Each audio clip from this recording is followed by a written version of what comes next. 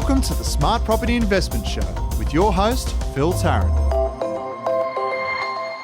G'day everyone, welcome to the show. Phil Tarrant here. I'm the editor of Smart Property Investment. Thanks for tuning in. Really enjoy doing these podcasts. They're good fun. They keep me. I guess if you tune into the program on a regular basis, we do it weekly. But you'll all know that I am a property investor, avid property investor. I do like investing in property. I'm very fortunate as a journalist to be able to talk to people all day, every day, just see inside their property journey and essentially use their experience to help me frame the way I see the world and what I do as a property investor myself. So thanks everyone for all your comments and a lot of the feedback we get, both to myself as the editor at smartpropertyinvestment.com.au, but also on iTunes as well. So keep those reviews coming and let us know what you want to know. I'm joined today by Vivian Kelly, my regular co-host. Viv, how's it going? Good. I'm excited to be back. It is good to have you here. Property is interesting. If you do tune in to Margaret Lomaz's show on Sky, so Your Money, Your Call, it's called us on Monday night. So I sort of appeared on there with Margaret on Monday, just talking about property in general. And it's interesting to sort of think about. It's an hour and a half live on air, Viv, and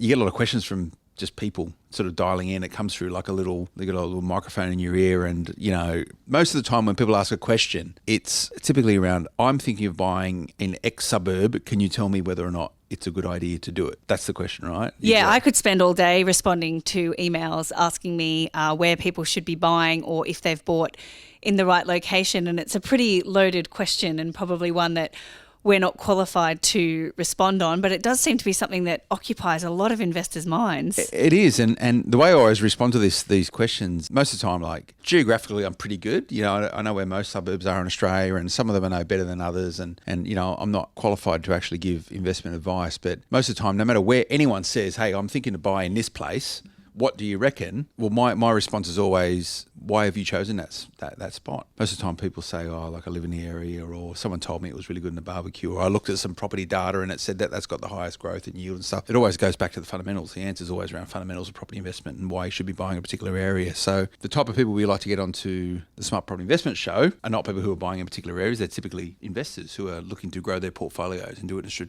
a strategic and a very sort of methodical and structured way. And we try and encourage that sort of stuff, and we speak to advisors and use buyers agents and accountants and all this sort of stuff. So the guy that we've got on the show today, Simon Liu, sort of fits into, I guess, the ideal type of person we like to have on the show. Someone who loves property and is an avid investor and quite accomplished, but someone who's still willing to put their hands up and say they're learning. Yeah, definitely. I mean, Simon, he can tell you his story himself, but he's only 31. He's got 11 properties, so he's obviously doing something right. But again, it's really good to have a young, successful investor on the show, but who's willing to admit, made a mistake here and there and still learning and still just trying to get the most out of this wealth creation strategy. Yeah, so I hope to pick Simon's brain, see what I can learn out of him. So Simon, mate, welcome to the show. Thanks, Phil. Thanks, Viv. Thank you for having me. So are you a long-time listener, first-time participant? Is that... I am, yes. Yeah, I do follow your podcasts quite regularly. It's really good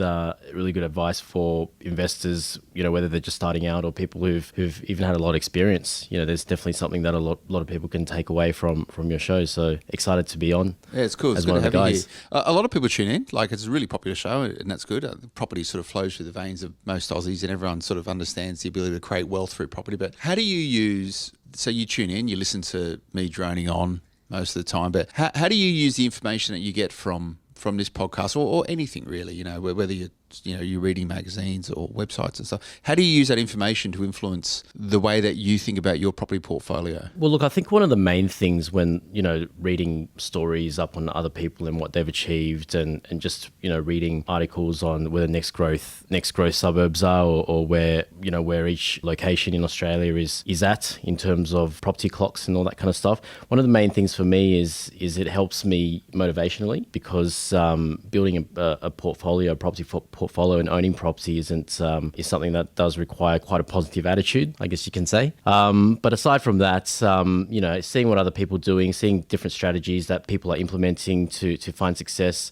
based on their own own strategies and what they do individually is also something that I guess it's always in the back of your mind. If you reach a certain stage in your property journey, it's something that you can potentially use to move forward as well. It's interesting that you mentioned positivity there, because I think that's something that, Phil, I've always noticed about you. No matter what doom and gloom is out there, you're always sort of positive about property investment and confident that whilst it's not the glitz and glamour that some people think it is, if you just keep going about your business, you don't buy into the property bubble and the crash that's coming, you just sort of keep going. And I've spoken to Simon in the past before for previous articles on smartpropertyinvestment.com.au, and he sort of admits, yep, I've made mistakes, but you've got to have a goal, you've got to be positive, and you've just got to keep going. And I think you're quite the same. You get to make that choice, as a person. You can either be a head in the sand or a doom and gloom merchant and think the world's sort of, falling in or around you. And, you can be a victim, if you want, of circumstance. You can be a victim of markets. You could be a victim of bad luck. You can be a victim of some sort of life situation which is stopping you achieving what you want to achieve. Or you can be a positive person about it and go, well, most of the stuff I can't control anyway, so just get on with it and sort it out. All the stuff that you can control, absolutely do something about it to influence that change. So that's the way I see the world. And from the stuff that, you've been involved in smart property before, Simon, you see the world the same way, right? You see a roadblock, what do you do about it? You don't just sit there and put your head in your hand and cry about it. You find a way to get around it and not only overcome it, but use it as an opportunity to do something else. Yeah, definitely. Look, I think I've always had the philosophy that taking action is so much more important than sitting around and, being over analytical about about all the stuff that you hear in the media and doom and gloom, as Viv mentioned. And I think like in any time or place, there's always an opportunity out there. And it's really important just so that you consistently educate yourself to find, where the next best opportunities are, and just look at your own personal situation, have your own goals and stick to them, and, basically find out what you need to do today to make those goals happen. Sometimes you might just have to, think outside the square, step outside of your comfort zone to make that happen. So I think, property investment on a grand scale is definitely something that requires that kind of attitude and positivity. Yeah, well, one of the questions we get a lot when people write in for the show, as well as sort of, should I buy in this suburb? A lot of people say, is it a good time to invest in property? And, our position, my position, Viv's position is that it's always an excellent time to invest in property. Now, there's two ways you can frame that. The first one is, let's look at the marketplace, and does the marketplace show fundamental indicators that show there's going to be growth, there's going to be this and that, and there's markets within markets, but you can take a very macroeconomic view of it and look at Australia and go, is it good to invest in property in Australia? Well, yes, it is. There's a lot of reasons why. If you listen to certain people, you shouldn't be investing in property in Australia. You should be putting your money in different asset classes. But over time, historically, property's been a great asset class for Australians to create wealth. So is it a good time to invest in property? Yes, it is, as long as you're investing in the right property. Then the other side of the question is, are you capable as an individual to buy property at this point in time? Do you have a deposit? Do you have equity? Do you have finance? Or the micro indicators that are associated with an individual will determine whether or not it's a good time for you to invest in property. So let's talk about your story, Simon. When did you start investing in property, and was it a good time back then for you to invest in property?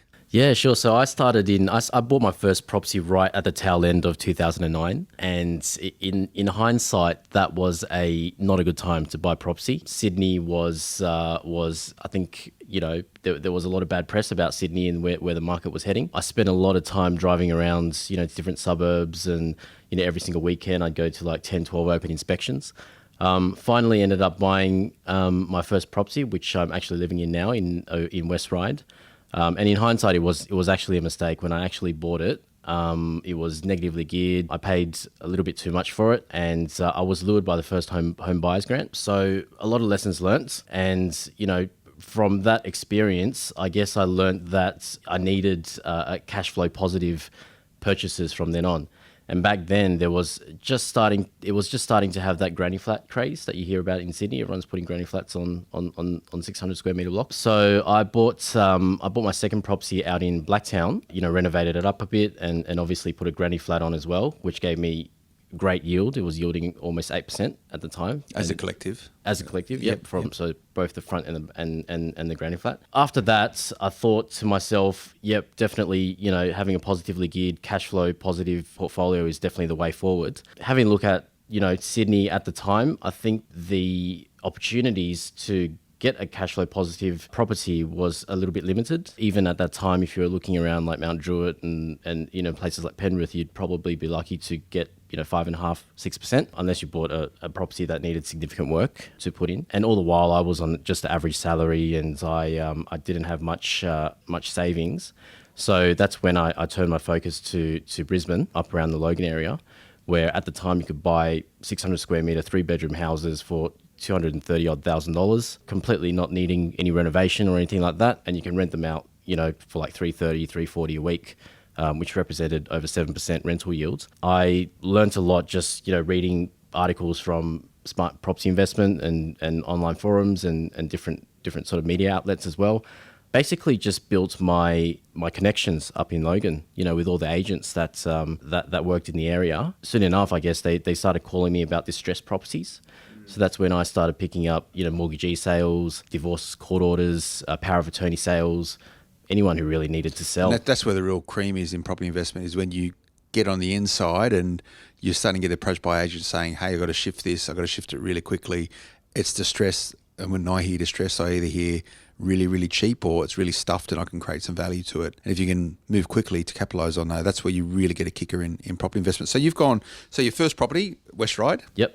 As a first home buyer? Correct, yes. So you got the grant and all that sort of stuff. Just to jump back on that, yeah. Simon, it was interesting that you mentioned that you think that was a mistake. Yep. And we had a podcast go out on the 22nd of September. I think it was episode 41 or 42 with Rich Harvey, where he answered some listener questions about how to bounce back from a bad purchase. And you also mentioned that you were lured by the first homeowner grant, which we also discussed on that episode, Phil. So how did you sort of bounce back from that mistake, I guess, if you were negatively geared? How did you go from sort of you were paying too much, bought at the wrong time, lured by a grant, to now like 11 properties? What was the transition there? Yeah, no, that's a good question, Viv. And I ask myself that all the time, actually. Why the hell am I doing this? And it really comes back to your drive and your attitude to reach a certain goal. I struggled in school and I didn't do really well in uni, and I had to work really early on in life. And that's when I realized that I actually hated my 9-to-5 job. I hated working for a boss and obviously making his dreams come true while I sort of sit around and sort of wake up at 9, go home at 5, that kind of thing. That was like a constant driver for me, just having to experience that on a day-to-day basis. And because of that, I thought to myself, okay, I need to make this work. I made a mistake. It's negatively geared. How do I balance that? Let's look at a different strategy and let's keep moving forward. So I think like that mindset and attitude is really, really important, because obviously now Sydney's moved heaps, and it's not a regret at all. Time healed everything. But at the time, if I sort of lulled in my negativity, I probably wouldn't have bought anything else and would have just stayed there, I guess. Did you work out then that wasn't the right property for you, or did it take you a couple of years down the path to actually truly understand the fact that it wasn't right for you at that point in time? When you're buying property, whether it's first, second or third, fourth or fifth, you're constantly educating yourself. And when I bought that property and then I experienced the numbers going into my bank account and the numbers going out of my bank account, and then there was just a big gap there, disconnect. It was costing me, $100, couple $100 to hold every week. And aside from that as well, when you first start, you tend to listen to the wrong people, like your family and your friends, who've got great intentions, obviously, for you to do well. But sometimes it's. I think we grow up in a society where you buy property emotionally, whereas if you're investing in property, it really should be all about numbers and about how you can make money. Essentially, it's a business. It's a business. You got to treat your whole portfolio and each property as though it's its own business. So from that first property in West Ryde to you bought in Blacktown, how long was that period? 8 or so months. Okay. Yeah, 7 to 8 months. Yeah. So it was during that period of time. So to buy in West Ryde is a very, very different proposition to buy in Blacktown, both in terms of the type of properties in those areas, the demographic of those areas, the yields you're going to get in those areas. It's a wholesale shift to go from a West Ryde type property, which might have been influenced by family and friend and whatever else, to buy out in Blacktown. Yep. So why did you buy in Blacktown? What was it that made you go, I need to look somewhere else other than probably. Did you live in West Ryde at that time? No, Yeah. back then I was living with my parents. Yeah. Luckily for me. But the short answer is price. Okay. I wanted to find a house to build a granny flat on. There was no way I was going to buy anything, east of Blacktown, Yeah. per se. So, I was spending my weekends driving around Doonside, Marayong, Blacktown, Western Sydney, basically, Yeah. looking for a good property. So you did it all yourself. You did all the groundwork yourself. You went out there and looked at properties and all by yourself. You didn't get any help along the way. No, not at all. And I think that's another thing that sort of contributed to me consistently buying property, and that's I actually enjoyed the process. So I enjoyed driving around. I enjoyed doing the research. I enjoyed speaking to all these agents and educating myself about this whole property investment thing. So I think that really added wood to the fire. So what'd you pay for the place in Blacktown? I paid $379,000 for it. Okay, where in Blacktown was it? Is it sort of? It was right. It was actually right on Flushcombe Road, Okay. which is actually a bit of a main road. It is a main drag. So those properties around there, some of them ex-housing commissions or sort of a lot of like really standard fibro type places around there by memory. Correct, I don't know yes, if I- yeah. So is that what you got? Like on big block? Yeah, it was just an old fibro house. It was a deceased estate. Another mistake that I made, it was full of asbestos, including the fences. And the guy that I bought it off was a pigeon racer, and he had a massive pigeon aviary at the back. That was I have all to ask, asbestos. did you do a building and pest inspection? I didn't know. It doesn't sound like it. That was my mistake. Often the best $400 you'll ever spend. Correct, yes. You know. Hindsight, yes. But So you bought it. I bought it. You got someone to knock it all down, I hope. Definitely. I got it done professionally. Yeah, good. I just had to, suck it up, and it was just part of the cost of building the granny flat, I guess, just to demolish everything and place the fence with safe colour bond. Can't go wrong, colour bond. Can't go wrong with that. So that was a big learning curve as well. And obviously, since the city market's moved and I've got tenants. What a great in there, place to be, Blacktown now, all that sort of belt. So sorry, you paid $330 for it? Paid $370. $370, and then a bit of reno work, some repairs and maintenance and stuff. So what'd you drop on that? How much? About $20K. Okay, Yeah. and then the granny flat build was how much? Granny flat build in total, including demolition, came to about 110 or so. So you're all in for about high 400s, right? Correct. Yes. Yeah. Just shy of 500. Yeah. Plus all your other stamp duty and everything else. So did you do the granny flat at the same time as you did the repairs and maintenance on the property to prepare that, or did you do that and then do the granny flat? No, actually, we renovated it first and then found a tenant for it. Okay. And then whilst the tenant was living in there, we dropped the rent a bit, obviously, And built the we're granny flat. digging up dirt Okay. Good way behind to do in it. your backyard. Smart. Yeah. Yeah. And along the same time as well, because building a granny flat would take a couple of months. I think it took me like 6, 7 or 8 months or something in total. Yep. If I didn't have a tenant in there, it'd be a massive, It's a huge massive holding cost. Yeah, Yeah. exactly. So it was important for me to go down that path. So you're in for 500. They're back in 2010. Yep, So you still got correct. the place now? No, I've actually sold it. Okay. That was one of the places that I sold recently, a few months back, and I managed to. I sold it for $851,000. Okay. So Are you happy with that result? That's $350K. I am because it's $350K. Yeah. But strategically as well, it's because I recently just quit my job and I started a new business as a buyer's agent, and that sort of helped me pay off a couple of my other properties to increase my cash flow position. So the risk for me, running this business was slightly less than what it would have been, and I felt that I sold it at if not at the peak, pretty much near peak. $850 is a pretty good price. Yeah, it wasn't bad for a main road, and the front house was quite terrible. Did you sell it to another investor? Do you know? I think it was to an owner occupier. Okay. At the end of it, yeah. Simon, it's interesting that you mentioned there your cash flow position and launching your new business. We were chatting before we were on air as I bustled into the room with my coffee and tried to sort of work out what we were going to be talking about today. And you are self-described in property jail at the moment. You say you've sort of hit a bit of a serviceability wall because you've got these 11 properties. You've obviously got some debt on those properties and you've launched the business. So what's the plan from here? How are you going to get around this serviceability wall and what are you going to do? Technically, I can actually still buy property. I've definitely got the funds available. It's just that the banks won't lend me anything because I don't have a pay slip at the end of the day. So, Short of it is, I have to work for 2 years in my business with an ABN, producing a certain amount of income. So that's my goal for now, just to get to that level, and all this at the same time, obviously, saving up a bit of a war chest, in terms of funds. So as soon as I hit that 2-year mark, I can, look at the next stage of my journey, which might be, properties in a different state, location, maybe a different type of investing altogether, depending on where the market's at that particular time. So, Phil, any advice for Simon? Because you obviously run your own business and invest and have to sort of pay yourself a salary and all those associated things. Yeah, it's a really big, easy tip. Just be profitable. Yeah, right. Okay, cool. It's that simple. It is. It's like, I've run a business for a decade, and classic story of starting in the front bedroom of my mum's house, and now we employ sort of over 100 people. And from the very first day, I paid myself a salary. So, never taken dividends, never done anything. I've just received a salary, and from the very first day I've started the business through to today, I could show a bank a regular payment on the 30th or 31st of every single month saying Phil Tarrant gets paid this. So I've paid myself like a PAYG employee. One of the challenges a lot of property investors are self-employed.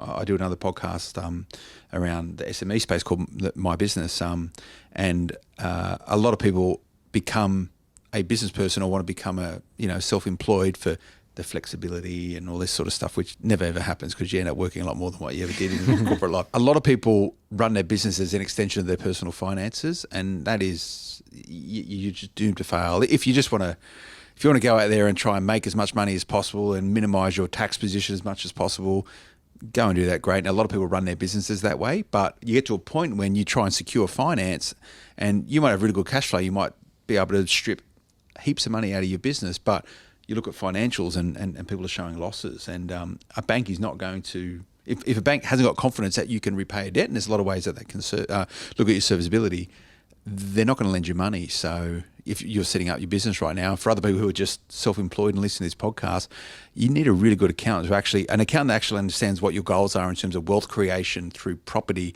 as much as operating as an accountant who's looking after your best interests as a business person. So you got to show profit. You got to show good, regular, sustainable, predictable income that gives the bank confidence to lend money to you. But there's ways around that as well. There is other lenders who have a level of flexibility, outside of, say, your major banks or your sort of second tier lenders. But non-banks, will lend money to SMEs if they'll look at the way you generate your income a little bit more fluidly than what a traditional bank is. So, okay, good tip. You should be profitable. Get it. Just be profitable. Don't strip everything out to try and go for cash flow. Show the bank that you've got the ability to meet your commitments and make money, and they'll be happy to lend you. Bank's happy to lend me money. They're very happy to lend me money. Yeah, definitely. And that's for everyone. If you're self-employed, just get an accountant that gets it. A lot of accountants don't get it. They'll just try and minimise your tax rather than plan for it's really important. Wealth creation. It's you flogged your Blacktown property at some point in the future. So how many more properties did you buy in the western suburbs of Sydney before you went to Brizzy? 0. So you went straight to Brisbane? Yeah, okay. Straight to Brisbane, yeah. Straight up to Logan. I mean, the market's moved obviously in Logan, but I've never, when I worked the 9 to 5, my salary has always been average. So I was only, I guess, limited to properties with a bit of cash flow if I wanted to grow a large net value of properties. And yeah, it was just a simple strategy of buying them below market value, stripping the equity, and using that equity along with some of the funds that you've saved yourself in your day job to go on to the next one, and just creates a bit of a snowball effect. So all your properties now are in sort of Logan Shire area in Brisbane, or are they all in Brisbane? They're all in Queensland, yes, except for the West Ryde one that I'm currently living in. Yeah, okay. I've got one in the Moreton Bay area, which is up north, and the rest are scattered around Logan. And what sort of stuff did you get in Logan? Is it there's a lot of townhouses up there, but are they sort of freestanding or detached, or? Most of them are houses, so their own houses, their own block of land. I've got one townhouse up there, which was another mistake. That was the first property I bought up in Woodridge. So that was a lesson learnt. I mean, it's still viable as an investment. It's still cash flow positive, but it's just the body corporate fees for some of these townhouse complexes around that area can be quite high. Where it was in Woodridge, is it? Woodridge, correct, yeah. You've got something there, don't you, Phil? Yeah, I got a townhouse at Woodridge. Which street are you on? Nyanza Street. Okay. Yeah. I'm on North Road there. North Road, yeah. And there's a lot of stuff like that up there. Exactly. which is okay. Yeah, they're good yielding properties. Yeah. I haven't seen the same level of capital growth on that property compared to other properties I have in Logan, which are freestanding houses, but it's still been pretty good. But yeah, it's always the way with strata and other levies, it's another expense you need to cop. Yeah. But as long as you don't have problems in your other houses, if your house goes wrong, when hot water systems start breaking or your plumbing stuff or your electricity stuff I think or whatever. I've done a story with Simon before, speaking of hot water, where he reckons he's replaced 20 hot water tanks in his time. So that was one of the key things that he feels like he's spent money on is hot water tanks. I reckon I'm go. a licensed plumber at this stage. But look, I mean, it sucks when these things happen at the time. Any kind of maintenance or any kind of major vacancies, or if you get, professional tenants that do runners on your property. But I think, when you get past that and you zoom out a little bit, it's insignificant at all compared to the equity that you've made on the property, compared to the cash flow position of each property. So I think as long as you buy with that in mind, with those numbers in mind, I think it sort of helps you weather through, some of the pitfalls of owning property, the realistic things you have to do when it comes to owning property. And I think, for me as well, there's been a bit of safety in numbers. So, if I had one or two properties and one of them, was vacant for a couple of weeks, I think, it would affect me more than having, say, 10 properties yielding 7-8%, and you've got one or two that might be struggling a bit. You've got another 8, with enough cash flow to sort diversification means many different things. So what's the total value of your portfolio now? At the moment, you would be looking at maybe around the 4.1 million mark, 4 million mark. 4.1. How much debt have you got? At the moment, I'm sitting on around 2.5, I think. Okay, 2.5. So you're sort of at a 60 plus-ish sort of LVR. Yep. So there's a lot of fat. Are those numbers right, Viv? Probably 2.5 and 4.1. I am not good at mental maths. Probably around that. Around there somewhere. But it sounds good to me. As long as it's not 95, I'm happy. So it's not like highly geared, right? You've got what's that? What's that? 1.6 million bucks in equity. Something like that. Yeah. And you created that over since 2009. Correct. Yes. I'd say right at the end, 2010. Yeah. Okay, so over 6 years, right? Yeah, over 6 years or so. So over 6 years, you've made 1.6 million bucks. Yeah, I guess if I were to sell everything, I'd have to pay capital gains. Yeah, but you'd we won't get talk well, you got 1.6 in equity. Correct. Yes. Right? Yeah. But that gives you a lot of capacity. So you're in I can't remember the term you use, Viv. Property jail. Property jail. Sometimes time is forced. Waiting on the sidelines is a good thing in property. So if you can't borrow, I imagine with a good broker and stuff, you should be able to sort yourself out finance if you really wanted it. But but if you need to wait out 2 years as you grow your business and can provide financials to give a bank confidence to lend you money, if those 2 years that 1.6 million equity is going to turn into a lot more, you would hope, which is good. When you are ready to go, that's going to give you plenty of leverage in the market. You go out there and you can draw down on that quite a lot, and you can hit it pretty hard and buy a number of properties pretty quickly. Is that will that be the plan for you? Moving forward? Yeah. Look, I think, diversification as well is key. So, at the moment, a lot of my stuff is concentrated in Queensland. So, in a couple of years' time, when I do get in a position where I can buy again, technically I guess I can buy now, but, for the sake of leverage, I guess I want to buy more when I can get that finance going. I might be looking in other markets, maybe down in Melbourne or maybe in Sydney if the Sydney correction never comes. But yeah, I'll have to see in 2 years' time. I don't like to make calls on and predictions about what's going to happen. Coming back to what I initially said, whenever you're in any position, you just need to take action and see what's best for you, in the immediate present. If you stick to a strategy that's numbers based, and I think that's when it'll just work out in the end. So yeah, that's where I'm at the moment. What's your gem? So for people tuning into this podcast today, what's the one bit of information you give them that they could go, that's smart stuff, so I'm going to go away and do that myself? What would that be? So all properties have a value. Make sure you purchase below that value, current market value. Don't get sucked into spruikers or, what you hear and see in the media or, Except for smartpropertyinvestment.com.au, Simon. We say it as it is.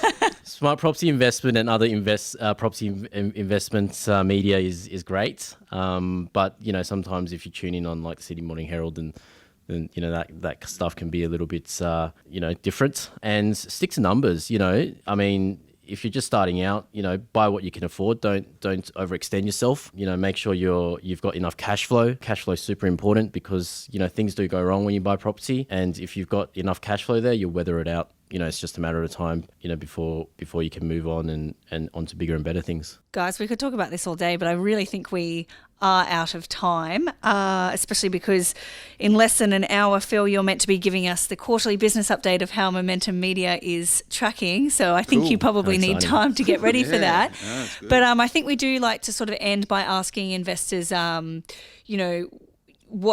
you would go back and tell yourself when you started. So go back to 2009, Simon. What would you say? What would you tell him? Even though I've accrued 11 or 12 minus the sale that I just had, I think, I could have been much more aggressive. I think there were periods where I doubted a lot about this whole property investment thing, and my attitude sort of took a bit of a hit as a result.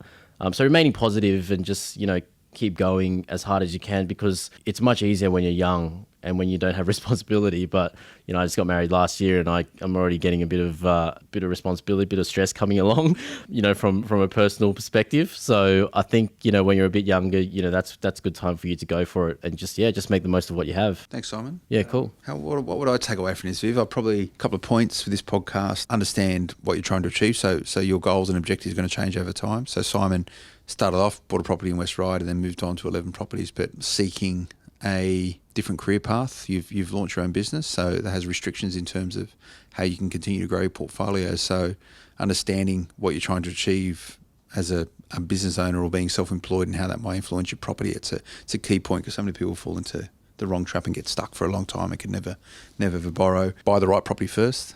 I think the attitude thing was a huge theme here today as well. Just get on with it. Sort of Simon admitted that a few times he got off track, but he sort of had a choice to wallow and not do anything, or to look at the finance, take it back to the numbers and get things back on track. And I think that's something that you're a big advocate of as well, Phil. Yeah. Just sort of keep going. It's always a good time to buy if you've done enough research and if you've got the money behind you and if you're getting the right property. Definitely. And make sure you listen to the right people as well. Correct. Get the advice from people that actually know what they're talking about. Yeah, exactly. It's good. Okay, thanks, Simon. Let's get you back in again. I'd like to understand how you manage this portfolio you've got, particularly with most of them up in Queensland. So yeah, sure, no problem. We'll get you back in a couple of months. We'll have a chat about it. Excited to come back. Thanks for having me, guys. Oh, nice one. Thank you, Viv. Thank you. Thanks, Phil. Thanks, Simon.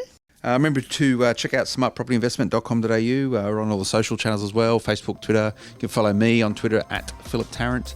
Any questions, whether it's for Simon, myself or Viv, or you just want to have a bit of a chin wag with us in general, you can contact us at editor@smartpropertyinvestment.com.au. Keep the reviews coming on iTunes, guys. Thank you very much for those. Really do appreciate them. And we'll see you next week.